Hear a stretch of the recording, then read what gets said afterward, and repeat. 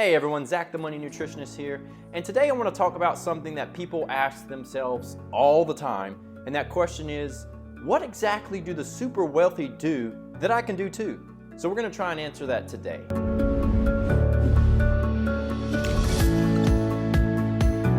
Do you ever go through a really nice neighborhood and say to yourself, man, I really want to go knock on that person's door and just ask them, what do you do for a living? How did you get this house? I think about this all the time, and I've actually thought of doing it and turning it into a series. So if anyone thinks that's a good idea, let me know in the comments down below. But in the meantime, what I did instead is I ended up picking up this book called The Thin Green Line, and it's subtitled The Money Secrets of the Super Wealthy, written by Paul Sullivan. So this book, The Thin Green Line, is supposed to answer the questions of exactly what the super wealthy do that's different from what everyday people do and how you can get wealthy. That's what I thought going in. But I'm here to tell you that's not exactly what I got when I was done with the book. And that wasn't the vibe that I got from it. So what I want to do today is talk about what this book covers in terms of what the super wealthy do in terms of tips and tricks, and then also what I think the super wealthy do that the book may have left out. So first and foremost, I like to give books a rating, and I typically do this through my Instagram stories when I'm done reading a book. And I usually knock out a couple books a month, I would say, unless they're a massive book. This book I gave a 6.4 actually, so I did not give this book the best rating. And if you ever want to see all the books that I've read, you can go to zpitman.com/books and you can see that full list. But when I post it on Instagram, I usually give my insight into what I think the book should be ranked. This one did not rank well, and the reason is because I thought it was a very good insight into a visual representation of how the wealthy live, where they live, how they think, some stories about how they even became wealthy. But I felt like the content was too broad. It didn't really do a deep dive. So if you have ever heard anything about becoming wealthy, like save money and invest, then that's pretty much all the book goes into. But there were a few takeaways that I'll get into that I thought were pretty important. Before I get into too many details, what we need to understand is the background of the author, Paul Sullivan. So this book was written in 2015, and Mr. Sullivan is actually a writer of a wealth column on the New York Times. And we have to understand this and his lens to get an understanding of the perspective in which he's writing the book. So Paul Sullivan grew up in a lower middle income family. His parents were divorced. His dad filed for bankruptcy. His grandfather had to actually help his mother out with a condo so that the kids could go to school, and his grandfather helped to get him into good grade schools.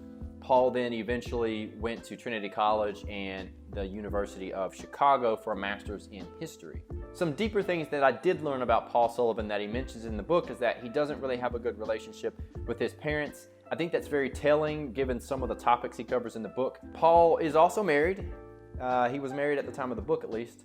I don't know if he is or isn't anymore, but she was a recruiter in New York, and he mentions that a big piece of him writing this book is the fact that he's in the 1%, and that him and his wife make $345,000 a year. She's the daughter of a dentist.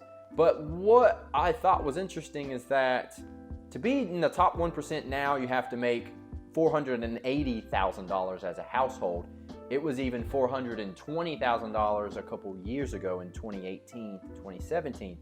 And even if you take $345,000, in New York, $100 is the equivalent of 86. So they would make under $300,000 once you equate that to everyone else. It's still a lot of money, don't get me wrong, but it helps you to understand that his lens may not be overly accurate because they are not in the 1%. And when he writes this book, there's a lot of things he says that kind of gives you that indication. So the lens is set from which this book is written. You have a rich guy with a privileged wife who writes on wealth in New York and has wealthy friends. So maybe his lens is a little distorted. Nothing against him personally. It's just we have to do that before we get to the topics of the book, because anytime you read anything, you need to make sure that, well, for one, that it's accurate. For two, you know where it's coming from. And as anyone knows, history books and things of that nature, you have to be careful because anybody can write a book. I can go write a book. That doesn't mean it's true. But that is important information, so let's go ahead and dive into the points. So throughout the book, Paul tells stories of rich people and what they do, how they behave, and what they do that's bad. And he usually talks to people who are in finance because that's one of the categories where you can make the most money. He also talks to people who are heavily involved in real estate and people who have started very successful businesses. Those are the main groups of people that he talks to. He travels to the Hamptons, Florida, Texas to talk to these people and get their accounts of how their family became wealthy or how they became wealthy and the behaviors that they do or the things that you shouldn't do if you want to be super wealthy. So as I mentioned in my overall analysis, this book keeps things super high level. He doesn't really go too deep into the weeds of exactly what you can do to become wealthy. So throughout the book, it's very common things like watch your expenses, watch your debt, don't take on too much debt. Leave your money in the market instead of pulling it out and trying to day trade or time the market, which these are all pretty good pieces of advice if you've never heard them before. Most people know don't spend your money. Most people know that you shouldn't rack up debt. What is interesting though is rich people do it too. And he mentions that there are so many rich people who live in the Hamptons that live in houses they can't afford. Because what they're trying to do is keep up this image that they have money because that helps them in their career. Because their friends and friends of friends think they're well off and have money, so they can keep progressing their career because people are like, oh, you're driving this car. Oh, you have this kind of jewelry. Oh, you have this house. You must be doing very well. And they equate that with how wealthy they are when they're just as broke as everyone else living paycheck to paycheck. So I think that's a good takeaway. You could probably write that in a paragraph, not in chapter form, but if a story does help you to keep that internal message, then I get it. He is a history master, so I don't know. 3 other things he talks about is that you shouldn't worry about taxes. I thought that was interesting because he says, just pay your taxes. Instead of trying to figure out how to dodge it and actually getting into trouble, just pay your taxes and make more money or do things that are tax advantaged. And that's it. He doesn't say you need to go put money in the Caymans, which most rich people actually don't do. So I like that piece. He also talks about how you should give to charity, which I also like. And in most cases, they say the more you give away, the more you get back. I like that. He does mention how a lot of rich people start foundations. It even had me want to start a foundation. But they don't really do it for tax advantage purposes.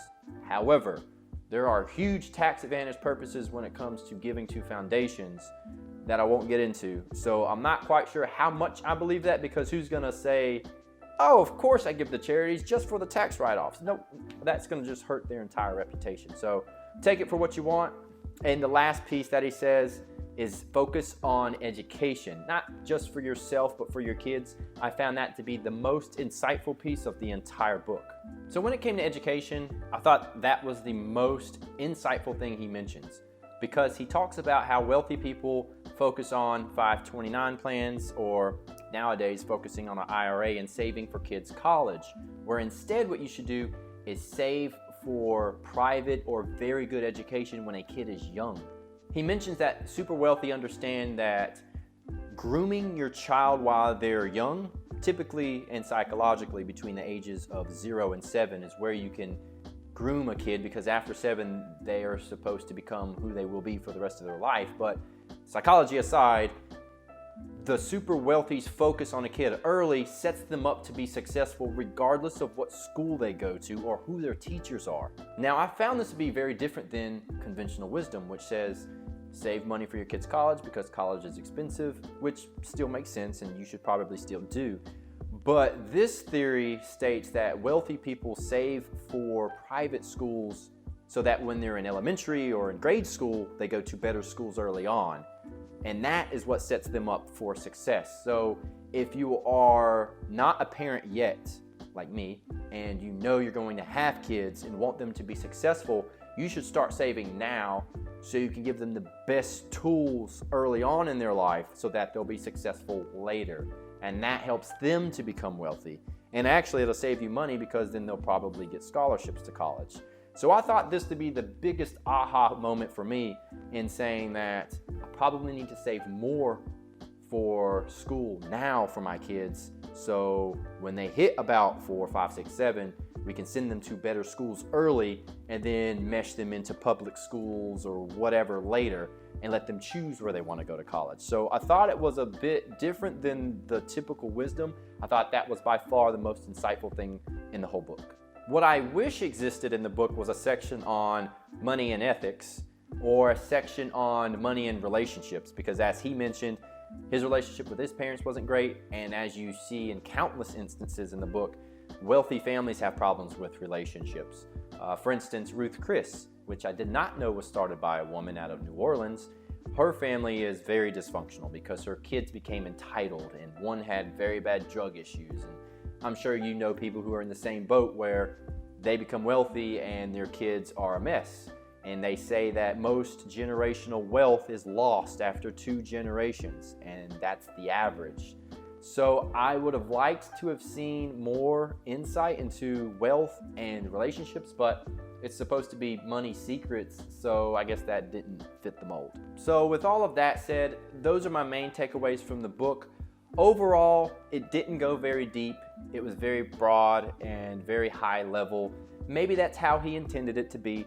I did find some of the stories interesting. I will also say that if you are a beginner in finance, then this would be a good read. But if you have any type of financial understanding, then I would not waste my time with this book and I would move on to the next one. Because had he written this book as a way to become super wealthy based on their secrets, and here's the blueprint and how to do it without having a dysfunctional family, now that would have been an awesome book that would have given it a 10. Now you know what's in the book and what he has stated the wealthy do and honestly don't do, then here are some things that I have seen other super wealthy do that he has not mentioned. One thing the super wealthy do is that they run most of their expenses through their business. So things like a cell phone, your vehicles, your income funnel through a business. And by doing that, you pay less taxes. Similarly, what the wealthy also do is, on top of earning money through a business, which is going to have less taxes, they also accrue most of their money through capital gains, which also has less taxes. So those are the strategies that the super wealthy use to keep money coming in and paying less taxes in the first place. So what that means is, to become super wealthy, you need assets, either in the form of stocks, either in the form of stocks that pay dividends, real estate, a business, or something like that. The other thing is saving. Throughout this whole book, somehow he didn't mention saving either in a retirement tax advantaged fund or just saving in general, even though you're not making any money with regular savings, but just saving and investing. He mentions it in the form of leave your money in the market, but he doesn't go into how they save. And that was the biggest piece I felt like was missing outside of the ones I've already mentioned. And honestly, outside of that, I don't need to go any further. If you save money, if you buy assets, and you use those assets to feed your family in the form of income and revenue, then it'll be at a lower tax rate, and hopefully those assets grow and you can become wealthy without the dysfunction. So I wanted to keep this video short. Hopefully you picked out some nuggets of information that you can actually use and put into action steps. If you have any questions or want to know of anything else that this book mentioned that you are interested in, then let me know, and I'll see you guys in the next video. On my mind, I can't sleep at night, so I just keep writing. I don't need no help, I don't need opinions.